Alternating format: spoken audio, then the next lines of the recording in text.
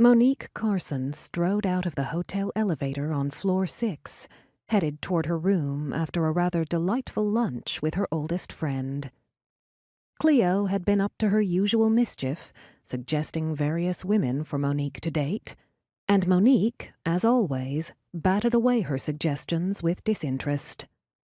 One thing she already had in abundance was women, all ages, all types, all shapes, and all naked and desiring her.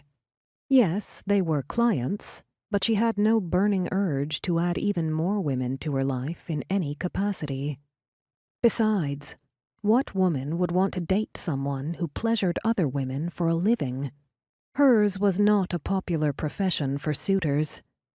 Every woman she'd ever gone out with in recent years had sooner or later asked her to quit, or inquired as to when she'd be retiring from her job. The question meant they didn't understand her at all. Any woman she seriously considered a relationship with would have to accept her exactly as she was. And where did one meet a special woman like that? They didn't just materialize in front of you.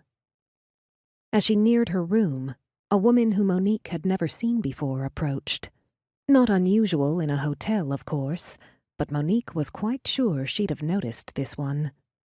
Dressed in a tweed skirt suit, she strode at a devastating pace. Her eyes were sharp and cool, her expression determined.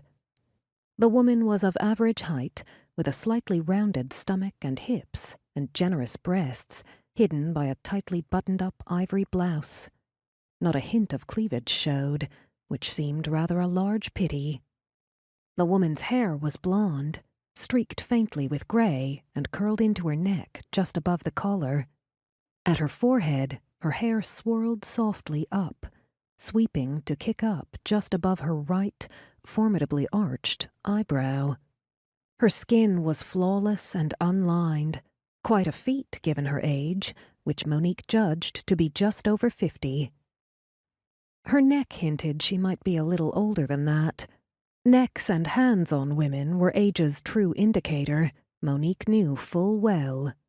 No amount of makeup or surgery could hide all one's secrets. So perhaps closer to 60. Age was irrelevant, though, because, from Monique's point of view, this woman was utterly magnificent. Her grace, poise, and commanding stride said she was someone to be reckoned with. For Monique, there was no more impressive sight than a woman of a certain age who knew her own worth, oozed charisma and confidence, and had absolutely no fucks to give. At the exact moment the woman sensed Monique, her impatient pace instantly slowed. Her countenance shifted from determined to serene. Suddenly, it was as if the stranger had always been some refined, elegant grandmother out for an afternoon stroll.